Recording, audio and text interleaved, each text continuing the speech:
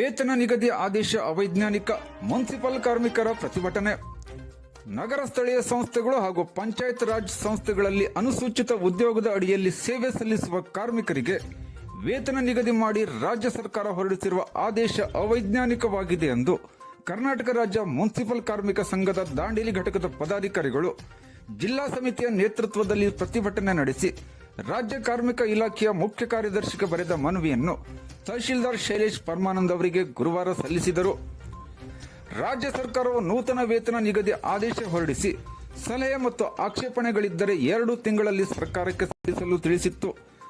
ಅದರಂತೆ ಕರ್ನಾಟಕ ರಾಜ್ಯ ಮುನ್ಸಿಪಲ್ ಕಾರ್ಮಿಕ ಸಂಘಟನೆಯು ಸರ್ಕಾರದ ವೇತನ ನಿಗದಿ ಆದೇಶವನ್ನು ವಿರೋಧಿಸಿ ಆಕ್ಷೇಪಣೆ ಸಲ್ಲಿಸಿತ್ತು. ಆದರೆ ರಾಜ್ಯ ಸರ್ಕಾರ ನೆಪ ಮಾತ್ರಕ್ಕೆ ಆಕ್ಷೇಪಣೆ ಕರೆದಂತೆ ಕಂಡು ಬಂದಿದ್ದು, ಕಾರ್ಮಿಕ ಸಂಘಟನೆಯ ಒಂದೇ ಒಂದು ಸಲಹೆ ಸೂಚನೆ ಪಾಲಿಸದೆ ತಾನು ಹೊರಡಿಸಿರುವ ನೂತನ ವೇತನ ಆದೇಶಕ್ಕೆ ಕಟಿಬದ್ಧವಾಗಿರುವುದು ಮುನ್ಸಿಪಲ್ ಕಾರ್ಮಿಕರಿಗೆ ಎಸಗಿರುವ ದೊಡ್ಡ ಅನ್ಯಾಯವಾಗಿದೆ.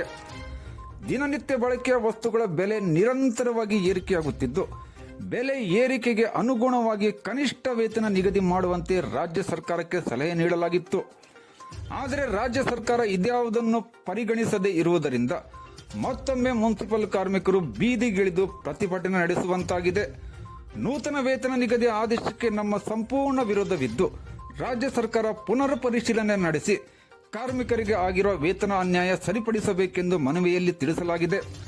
ಮನವಿ ಸಲ್ಲಿಸುವ ಮುನ್ನ ಮುನ್ಸಿಪಲ್ ಕಾರ್ಮಿಕ ಸಂಘದ ಜಿಲ್ಲಾಧ್ಯಕ್ಷ ಡಿ ಸ್ಯಾಮ್ಸನ್, ರಾಮಾಂಜನೇಯ, ಸಲೀಂ ಸೈಯದ್, ಕಾಂತರಾಜ್, ಯಾಕೋದರ್ಶಿ, ಗಜಾನನ್ ಉಪ್ಪಾರ್, ಬಾಬುರಾವ್ ಗಜ್ಜಾ ಮೊದಲಾದವರು ಉಪಸ್ಥಿತರಿದ್ದರು.